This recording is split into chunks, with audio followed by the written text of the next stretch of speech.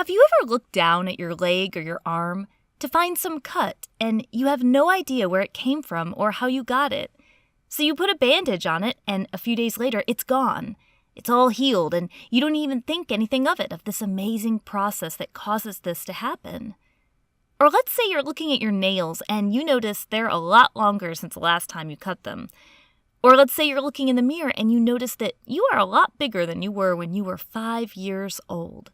What do all of these things have in common? Well, one major thing they have in common is mitosis. Mitosis is a type of cell division done by most of your body cells, and it's really important for cells to divide. If they didn't divide, you wouldn't grow. I mean, how do you grow if you can't make more cells, right? So one reason why you're bigger than you were when you were 5 is mitosis. Mitosis also is great for repair of damage.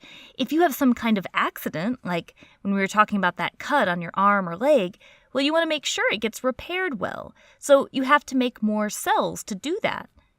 Mitosis is great for that. Now, it's really important to understand what it is not. Mitosis is not a process that makes sperm or egg cells, because that's something different called meiosis, which sounds like mitosis, unfortunately, but it's a different process. Mitosis is done to produce body cells. Mitosis makes identical cells. That is the goal, identical cells. So if you're trying to make more skin cells to replace worn out or damaged skin cells, you don't want to start suddenly making stomach cells there. That would be ridiculous. You want to make sure you have identical cells replacing what was lost. So mitosis makes identical cells. It's a really important thing. Now, it's also important to understand that your cells are not dividing all the time. If all they did was divide, it would just be rapid, crazy growth. In fact, this is kind of what cancer is. Cancer is uncontrolled cell growth. We have a clip on the cell cycle and what the cell is usually doing most of its daily life, which is actually a phase called interphase, where it's growing and replicating its DNA and carrying out its daily cell functions. That's where cells spend most of their time in respect to the whole cell cycle. Mitosis is a very short amount of time in respect to the whole cell cycle. But mitosis is a critical process because this is where it is going to divide and make more cells. Before we get into the steps of division, it's really important to understand that your cells have something inside them, an organelle called the nucleus. And the nucleus holds your DNA. DNA is really important because it's your genetic information. And if you're going to make more cells, you need to have the same DNA in those new cells as you did in your original cells. You want it to be identical, no mistakes. Very important. The problem is you've got a lot of DNA, and we've got to get that DNA into the new cells using mitosis.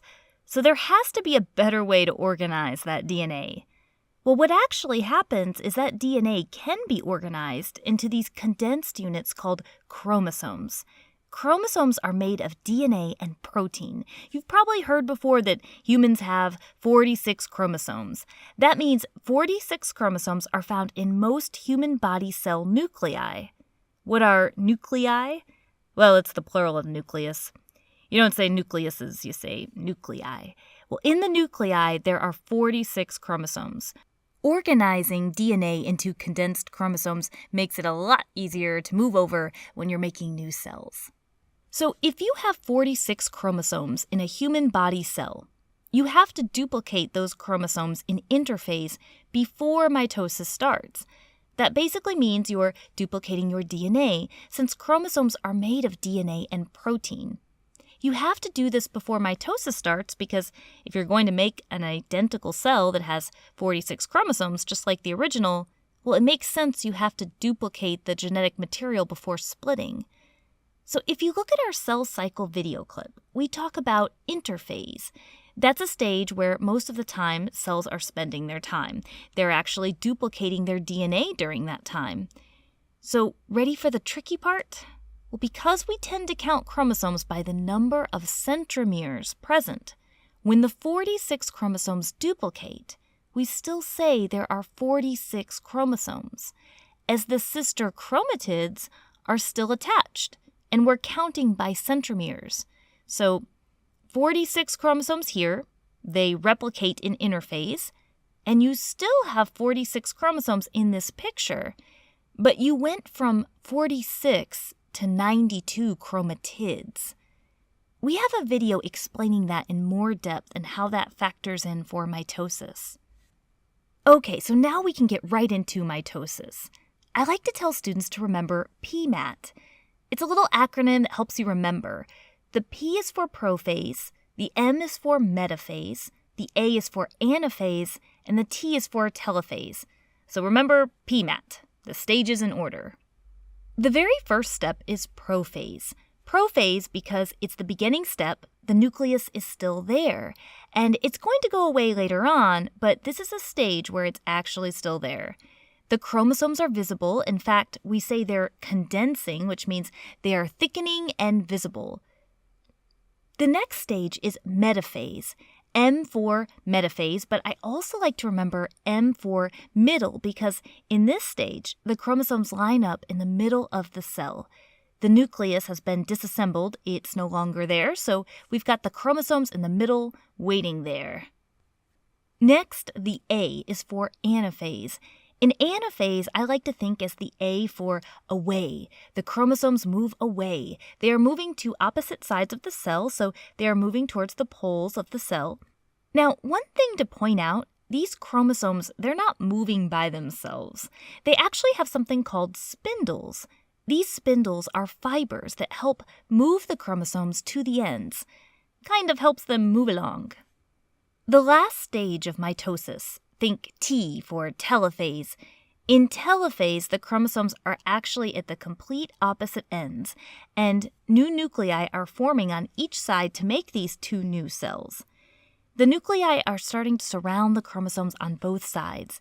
I like to think of the T for 2 because you can really see in this step that the end goal is going to be 2 cells, and in the human body, they're each going to have 46 chromosomes.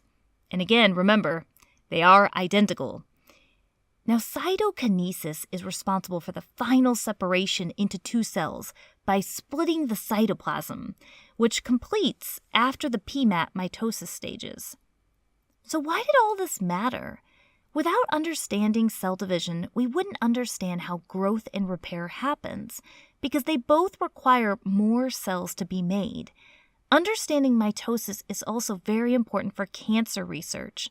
Cancer itself is uncontrolled cell growth. So, in other words, uncontrolled mitosis. Well, that's it for the Amoeba Sisters, and we remind you to stay curious.